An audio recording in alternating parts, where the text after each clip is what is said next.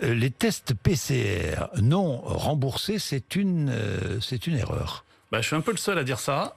Oui, j'étais assez surpris. Expliquez-vous. Mais parce que c'est cohérent avec ce que je dis de la prévention combinée. C'est-à-dire que c'est comme, je le répète, c'est comme la sécurité routière. C'est l'airbag, plus les limitations de vitesse, plus les contrôles d'alcoolémie, plus la ceinture de sécurité.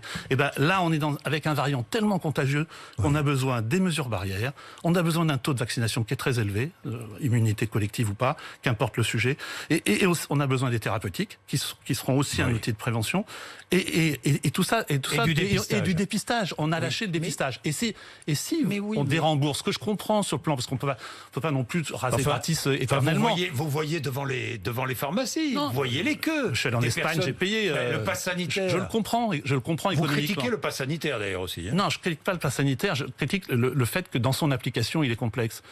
Mais je critique aussi les fake news sur le pass sanitaire.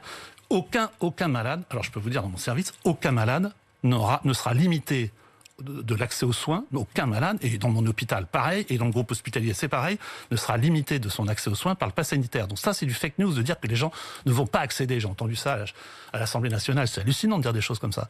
Il est compliqué l'application. Oui, quand on a besoin d'être soigné, on est soigné. Mais l'efficacité du pass sanitaire, on le voit. On voit bien que le pass sanitaire a tracté la vaccination. Mais oui. Donc c'est en ce sens une réussite. Oui. Après, c'est un outil imparfait. Mais voilà.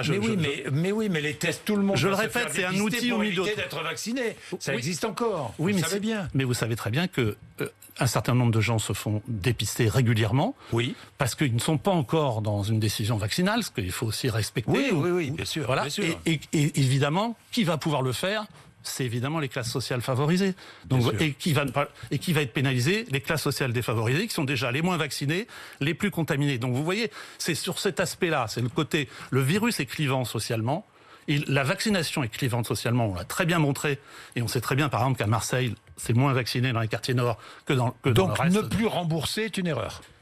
Sur cet aspect-là, oui. C'est une erreur, mais c'est surtout un pari. C'est un pari, c'est que les gens vont arrêter de faire des PCR pour aller se faire vacciner. Bon, on verra si ça fonctionne, tant mieux.